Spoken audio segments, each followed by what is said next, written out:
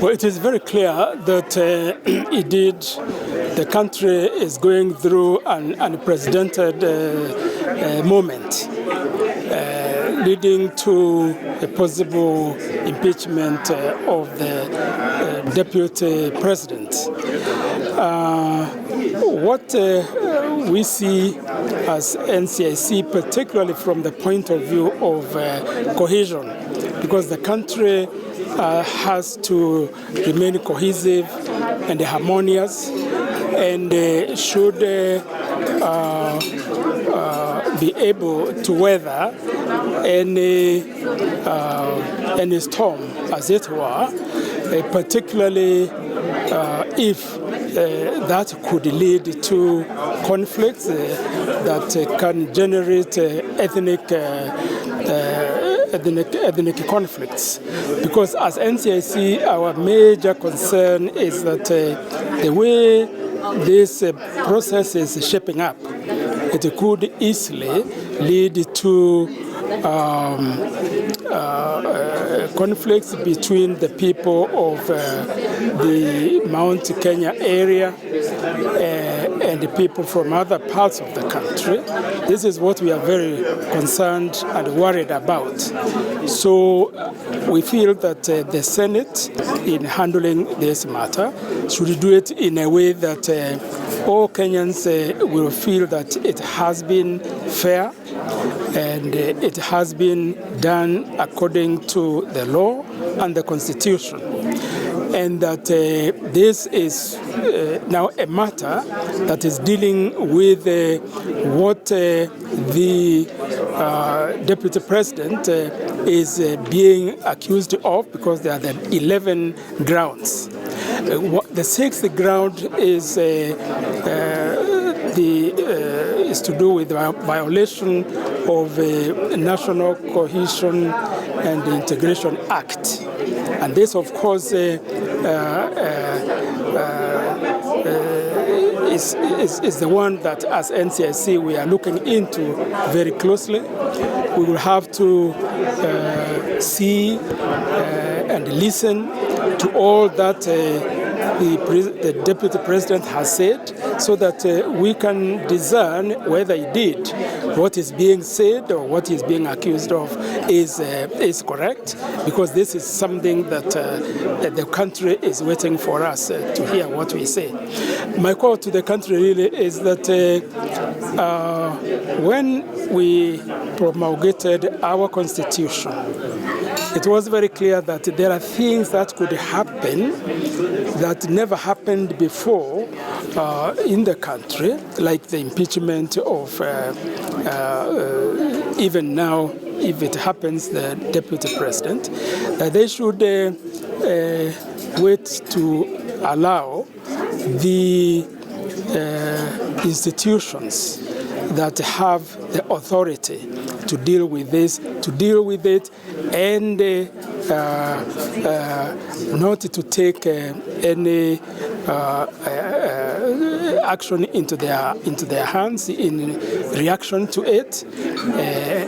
And if it did, it reaches to a point where then it has to go to the court. I think we as Kenyans should have confidence in and trust that the courts will deal with it, so that this does not disrupt the peace and the harmony that the country is going through.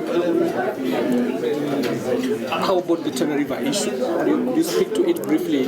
What have you done so far? About 20 people have been killed so far. Yes, we have been dealing with the Tana River issue in the last 1 month, in fact. We are very much on top of it. I was there on Friday myself. 2 commissioners have been there. Both it is actually Tana River and Kitui, because this is where the problem is. That the farmers and the pastoralists are really that's the issue, because is when the camels from the people of Tana River crossed over. That's actually how it is started. But then it has degenerated into an intra-county Tana River conflict. And this is because of the ethnic conflicts, and that is why we are very concerned. As we talk now, I have been informed that the 5 politicians that we have summoned are at the offices of NCIC, and that has already started. They will make their statements, and from there we shall then decide what to do. Secondly, I have been in touch with the elders of Tana River and the faith leaders, both the Christians and the Muslims, and we have agreed that together, and of course with the administration, because the DCIA is involved, as well as the Ministry of Interior. As you know, the CS of Interior, Professor Kedora Kedeke, has declared the parts of Tana River as disturbed areas. Now, what we need to do is to have a multi-party approach so that we work in tandem, the DCIA, the NCIC, and the Ministry of Interior. But, and it's very important for us as NCIC, that we involve the elders in the areas, because unless we really finally come together, and that's what we hope will happen, that we come together and then agree on how we move forward.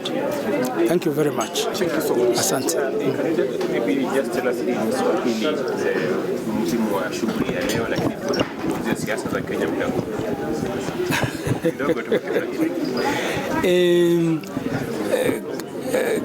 Kama tume ya uwiano na utangamano, sisi tumefurahia sana kikao cha leo na Editors Guild, kwa sababu tumeanza safari, kama vile nimesema, ni kama safari, ni kama journey.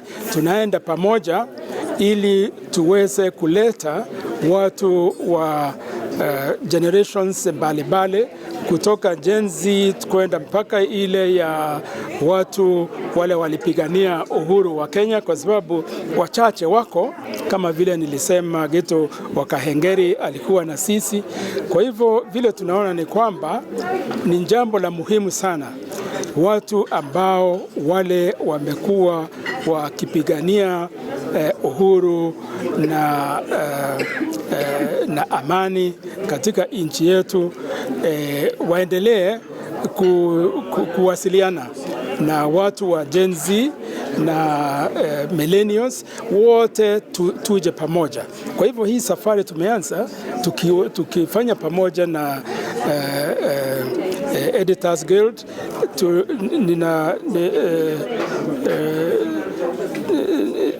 Itatusaidia kufikia watu wote wa Kenya ili tuweze kuwasiliana pamoja, sio hapa Nairobi peke yake, lakini pia na counties, kwa sababu hii kikao, kutoka kwa kikao hiki na kulingana na vile tumeandika katika kitabu kile tumewapatia, inaonyesha ni wapi tutakuwa tukifanya kazi ili tuje pamoja, ikiwa ni ile inaitwa town halls au symposium na vikao vingine.